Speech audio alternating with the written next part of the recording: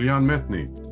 Eliane is the director of the International Education Association in Lebanon and a postdoctoral fellow at the University of Toronto. Here today, she will bring some light into how we should be thinking and reflecting on the development in the Middle East and how we can resonate with the framework that we have developed for what it means to be human thoughts.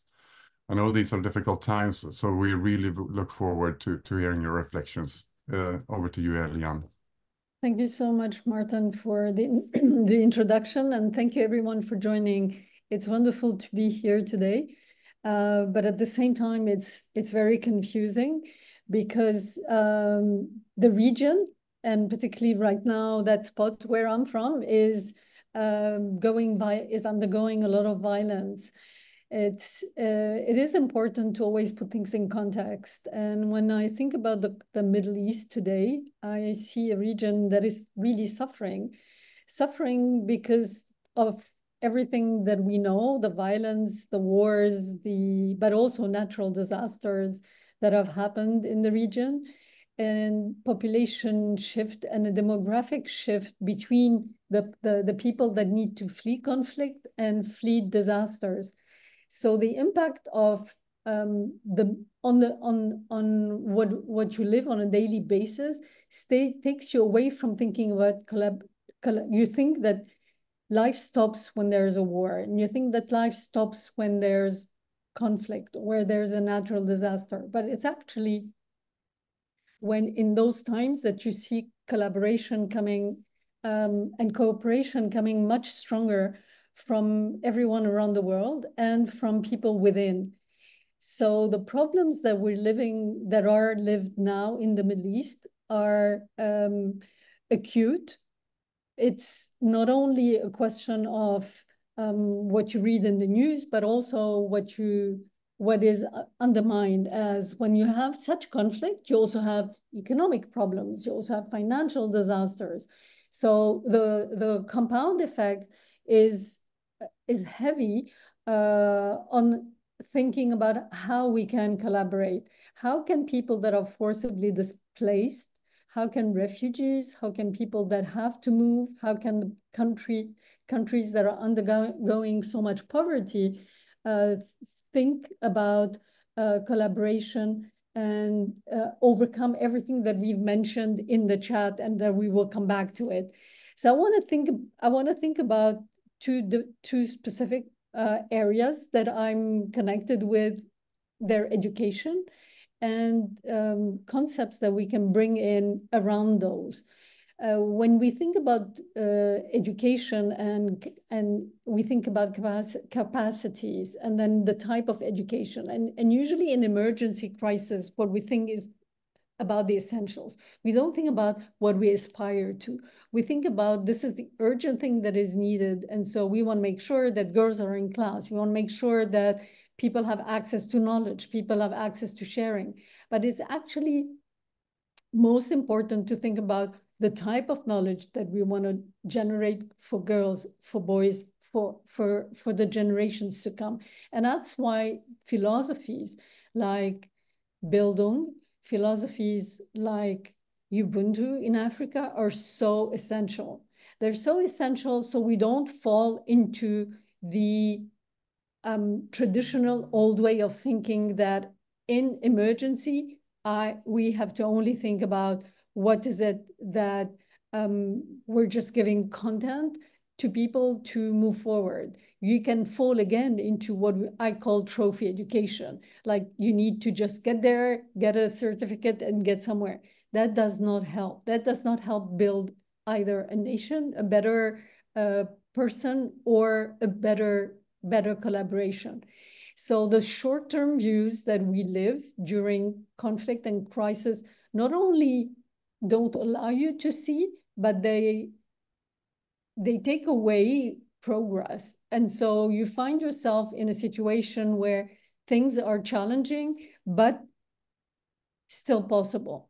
And so I want to go there with what is possible. What is actually happening in those new philosophies, and what are they? Those philosophies are about how we can think together, how we can focus on the most important thing is making sense and meaning making for students. How can we empower learners and bring and strengthen agency so that we have community connectedness, so that the self and the other are learning together in taking action towards a social responsibility towards what they're living. If you want to think about the whole person, those traditions help us think about beyond just me, but thinking about how can learning happen to be able to strengthen that sense of agency, but also to push towards climate change, towards taking action, towards that responsibility to find solutions to problems. And those things are happening. They're happening because people in times of crisis think about solutions. They don't only think about the problem. And then people have got out of their self and that only short self-centeredness to think about the other. I can think about the disaster on the 4th of August. Nobody thought that a population which you feel that the world has just stopped, and then the population got together to help each other. And it's people that help people. And it's that collaboration that helped the others.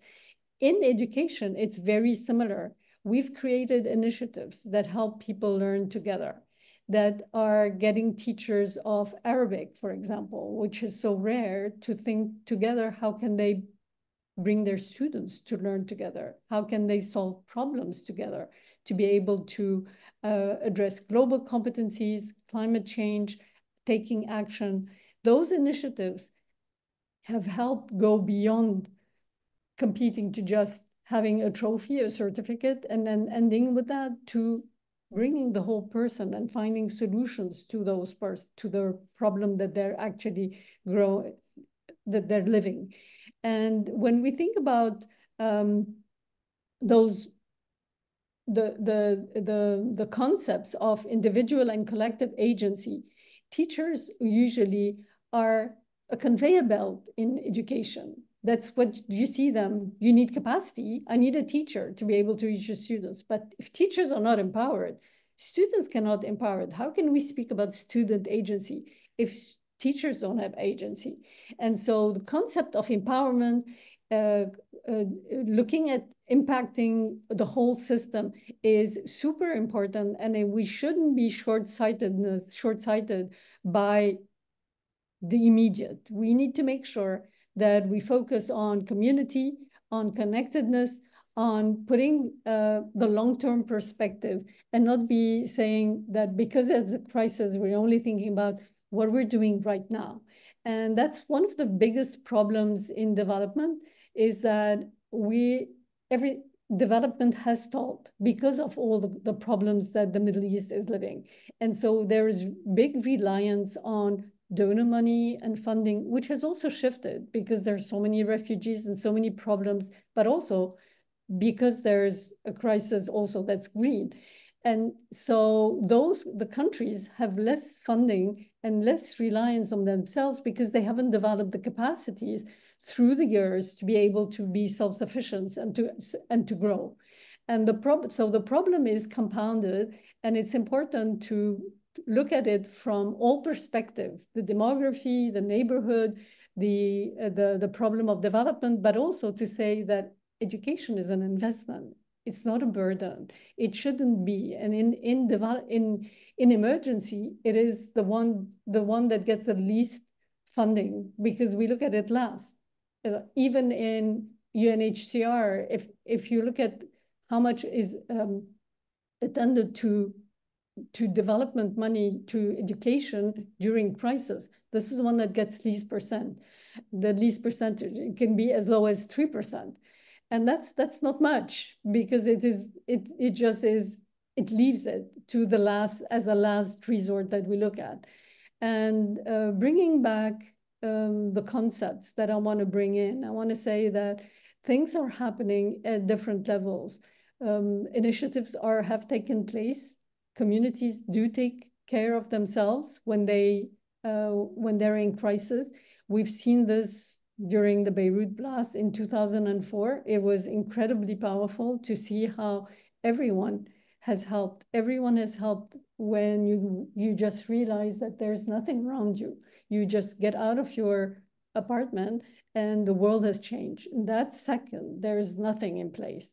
What brings it together? It's being together, it's being connected, it's that self and community, and it's being able to look at how we can rebuild the system and building the capacities to strengthen teacher agency, student agency, and how they make meaning of the world around them.